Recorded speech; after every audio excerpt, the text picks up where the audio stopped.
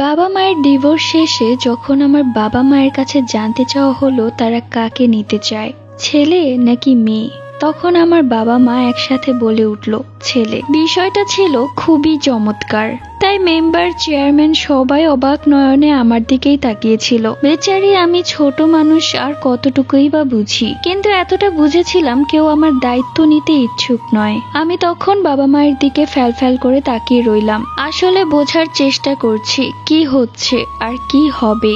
অবশেষে সবাই ঠিক করলেন যেহেতু ছোট ভাই সে মায়ের কাছে থাকবে আর আমি বাবার কাছে থাকবো। অবশেষে মা চলে গেলেন আর যাবার সময় তৃপ্তির হাসি দিলেন মুখে, আর বাবা মুখ কালো করে চলে গেলেন। সেই দিন থেকে শুরু হলো আমার নতুন জীবন। বাবা নিজের দায়িত্ব তার বাবা মা এবং ভাই বোনের ওপর চাপিয়ে দিয়ে চলে গেলেন ঢাকা।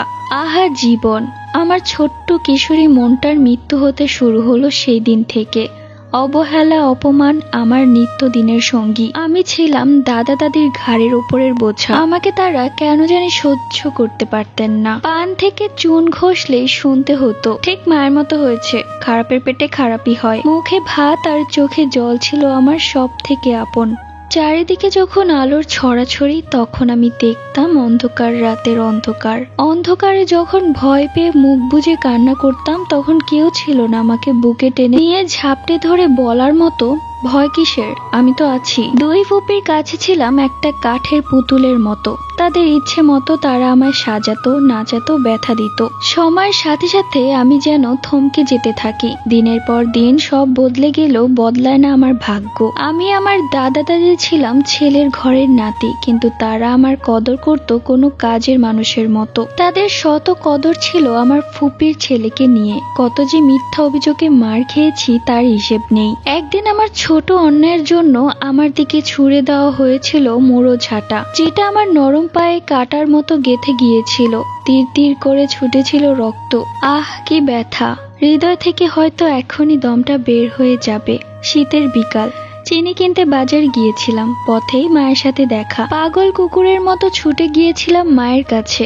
মা বুকে নিয়ে এই কথা ও কথা বললেন, আর আমি বললাম আমি ভালো নেই মা। মা তখন একটি চিপস কিনে দিয়ে বলল, তোর ছোট খালার বিয়ে, আসিস, বর দেখে যাস। আমি এখন যাই, সময় নেই। মা চলে গেল। আমি চেয়ে চেয়ে দেখতে রইলাম মায়ের চলে যাওয়া। কি করার, বাড়ি তো ফিরতেই হবে। চিপসটা চাবাতে চাবাতে আমি চিনি কিনে বাড়ি ফিরলাম। আর চিপস কে কিনে দিল দাদি জানতে চাইলে সহজ সরল মনে বলে দিলাম মা।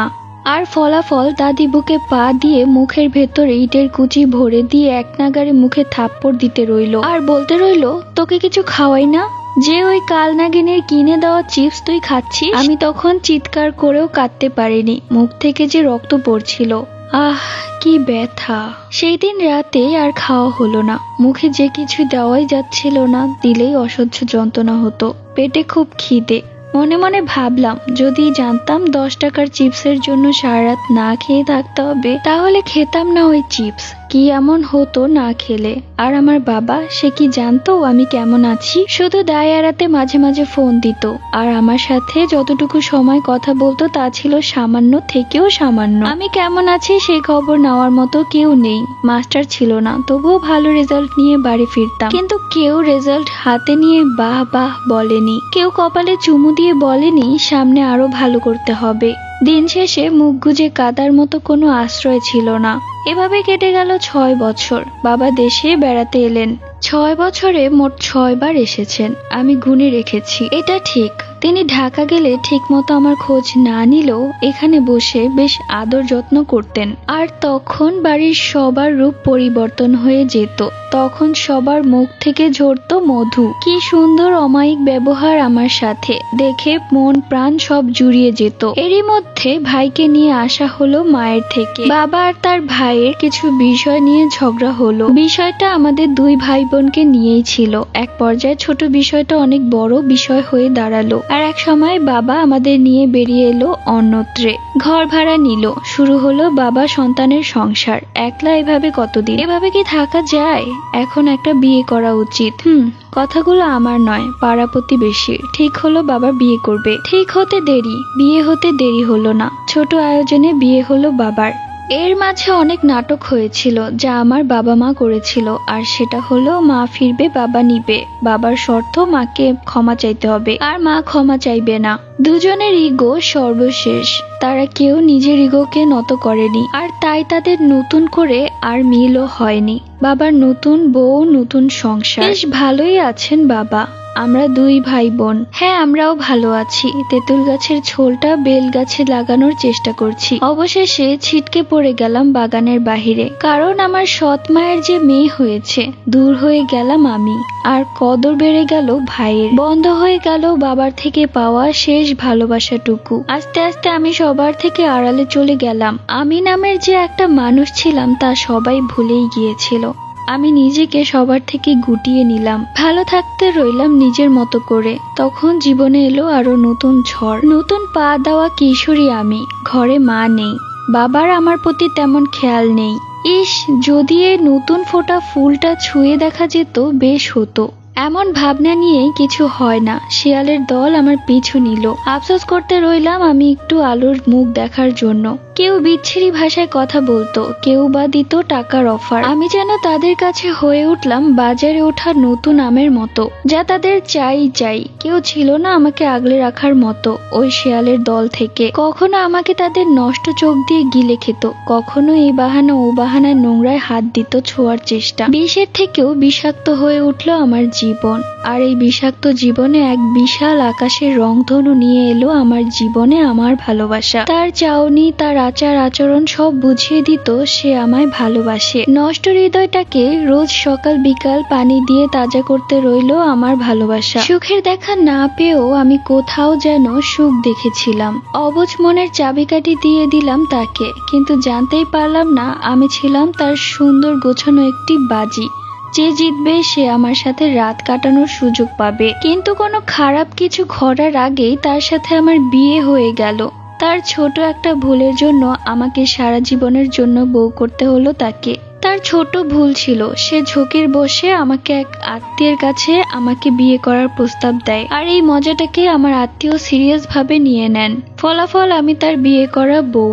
সে যেন এটা মানতেই পারলেন না, একটা বাজি কি করে তার ঘরের বউ হয়ে গেছে। এত কিছুর মাঝেও আমি লেখাপড়া ছাড়তে চাইনি, কিন্তু আমার বাবা উঠে পড়ে লাগলেন আমার লেখাপড়া ছাড়াতে। আমার ছোট্ট একটা ভুলের মাসুল দিতে হলো লেখাপড়া ছেড়ে, আর সেই ভুলটা ছিল মায়ের সাথে দেখা করা। মা নিজের ভুল বুঝেছেন, কিন্তু তখন অনেক দেরি হয়ে গেছে, কারণ তারও অন্য জায়গায় বিয়ে হয়ে গেছে। মা সুখে আছে, সুখে আছে বাবা। মাঝ নদীতে ভাসলাম শুধু আমি পড়ে একা। আমাকে টেনে হিচড়ে নিয়ে আসা হলো মায়ের নতুন স্বামীর বাড়ি থেকে, আর বলা হলো আমি যদি লেখাপড়া করতে চাই তাহলে যেন এই বাড়ি থেকে বের হয়ে গিয়ে করি। কোথায় যাব, কি আছে আমার যে আমাকে লেখাপড়া করাবে? তাই ছেড়ে দিলাম লেখাপড়া। অল্প আয়োজনে তুলে দেওয়া হলো শ্বশুর বাড়িতে। ভেবেছিলাম সেখানে হয়তো সুখ পাবো, কিন্তু আমি বড্ড বোকা। যেখানে সুখ পাবার কথা সেখানে পেলাম না, আর যেখানে পাবার কথা নয় সেখানে কি করে পাবো? ঠিক তাই শ্বশুর বাড়িতেও পেলাম না ভালোবাসার সম্মান। স্বামীর প্রয়োজন হয়ে পড়ে রইলাম ঘরের এক কোণে। শাশুড়ির অকথ্য ভাষায় গালাগালি, আর ননদদের মুখের ঝামটি, সকালের রাতের মেনু, আর মার সেটা তো কোনো কথাই নেই। কথায় কথায় গায়ে হাত তোলা ছিল আমার বরের চাকরি, আর তাকে তাল দেওয়ার জন্য ছিল শাশুড়ি ননদি। মাঝে মাঝে বুক ফাটা একটা চিৎকার দিয়ে বলতে ইচ্ছে করছিল আমার দোষটা কোথায়, কিন্তু পারেনি। মুখ বুঝে সহ্য করে রাতের আধারে কেঁদে বুক ভিজিয়েছি, কিন্তু জল মুছে দেওয়ার মতো কাউকে পাশে পাইনি। তারপর কেটে গেল আরো 3 বছর। এবার যে তাদের বাচ্চা চাই, 3 বছর হয়ে গেল, অথচ এখন একটা বাচ্চা জন্ম দিতে পারলাম না। আমি কেমন নারী! শুরু হলো নতুন বিষয়, নতুন টর্চার। আমি যেন শ্বাস নেওয়ার জন্য সময় পেলাম না। ছেলে বিয়ে দিব, ভাই বিয়ে দিব, আমি বিয়ে করব, এই কথাগুলোই প্রতিনিয়ত সূরার মতো পাঠ করা হতো আমার কানে। আমি যেন খাঁচাবন্দি এক পাখি হয়ে গেলাম। আমার জীবনের এত কিছু ঘটে যাওয়ার পরেও বাবা খোঁজ নিল না আমি কেমন আছি। আমি মাঝে মাঝে খুব ভাবতাম আমি তাদের মেয়ে তো, কিন্তু উত্তর দেওয়ার মতো কেউ নেই। এক বৃষ্টি ভেজা সকালে ভিজতে ভিজতে গিয়েছিলাম কিছু টেস্ট করাতে, এটাই জানার আমি কখনো মা হব কিনা। টেস্ট করিয়ে জানতে পারলাম আমি কখনো মা হতে পারবো না। এই শেষ কষ্টটাই বুঝি আমার পাওয়ার বাকি রইল পৃথিবী থেকে। টেস্ট করিয়ে বাড়ি ফেরার পথে এক চলন্ত ট্রাক আমার ওপরে ঝাঁপিয়ে পড়লো, পেশে দিয়ে গেল আমার যন্ত্রণাময় শরীরকে। হাত থেকে ছিটকে পড়ে গেল হাতের সব মেডিকেল রিপোর্ট। গাল, মুখ আর নাক দিয়ে ছুটলো রক্ত। ঠিক সেই দিনের মতো যেদিন দাদি আমার মুখে ইটের কুচি ঢুকিয়ে দিয়েছিল। শুধু একটি পার্থক্য, সেদিন একটু পরেই রক্ত পড়া বন্ধ হয়ে গিয়েছিল, আজ হচ্ছে না। আমার নিথর হয়ে পড়ে থাকা দেহটা নড়ছে না, রক্তগুলো কোথাও জমে নেই। আমার এই রক্তগুলো ধুয়ে মুছে সাফ করে দিচ্ছে বৃষ্টি। আর আমার শীতল চোখ দুটি সামনে দৌড়ে আসা কিছু অচেনা মানুষের দিকে আটকে আছে। আহ, কি শান্তি! আজ কেন আমার কষ্ট হচ্ছে না? আজ কেন আমার ছিন্ন ভিন্ন হয়ে পড়ে থাকা শরীরে কোনো যন্ত্রণা হচ্ছে না? আজ কেন আমার চোখের কানিশ বেয়ে 2 ফোঁটা চোখের জল পড়ছে না? তাহলে মহান আল্লাহ তাআলা কেন আরো আগে এই শান্তিময় মৃত্যু আমাকে উপহার দিলেন না? হয়তো পৃথিবী থেকে পাওয়া শেষ কষ্ট পাওয়ার পরই আমার শান্তিময় মৃত্যু পাওয়ার কথা ছিল। আচ্ছা, আজও কি আমায় নিয়ে আমার বাবা মা ঝামেলা করবে? কে নিবে আমার লাশের দাফন কাফনের দায়িত্ব? নাকি আজও তারা একে অপরের উপর চাপিয়ে দিতে চাইবে আমার দায়িত্ব, তারপর মুক্তি পেতে চাইবে আমার থেকে? এখন তো বাবা মায়ের সাথে যুক্ত হয়েছে আমার স্বামী নামের মানুষটা। আচ্ছা, সে কি কাঁদবে আমার মৃত্যুর খবর শুনে?